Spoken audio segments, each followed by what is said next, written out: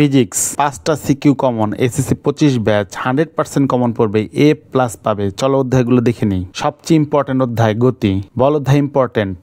তারপর হচ্ছে যেহেতু অনেক কঠিন লাগে তাহলে এজন্য আমরা বাদ দিয়ে দিয়েছি।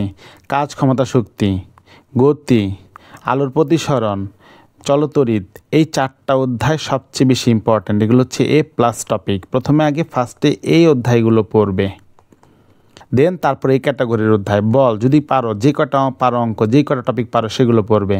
তারপরে হচ্ছে তরঙ্গ শব্দ, এই অধ্যায় 3টা। তারপরে হচ্ছে পথের অবস্থা ও চাপ। তাহলে বল, পথের অবস্থা ও চাপ, তরঙ্গ শব্দ, এই 3টা অধ্যায় হচ্ছে পরবর্তীতে পড়বে। এটা হচ্ছে সেকেন্ড পর্যায়ে গিয়ে পড়বে। প্রথমে আগে ফার্স্টে এই অধ্যায়গুলো পারো কিনা এগুলো আগে ভালো করে পড়বে, দেন সেকেন্ডে এইগুলো পড়বে। থার্ড যে অধ্যায়গুলো পড়বে সেগুলো হচ্ছে 6, 8, 10, 12 এই অধ্যায়গুলো পড়বে। আর যারা অতি দুর্বল স্টুডেন্ট তারা কি করবে, 2, 4, 5, 7, 9, 10, 11, 12 এই অধ্যায় থেকে যে কোনো 3টা বা 4টা অধ্যায় ভালো করে পড়লেই মোটামুটি তোমরা ভালো রেজাল্ট করবে। আর যারা টপ করতে চাও, টপার্স, তারা যেটা করবে সেটা হচ্ছে টেস্ট পেপার কিনে ওই টেস্ট পেপারটা সম্পূর্ণ সলভ করে যাবে।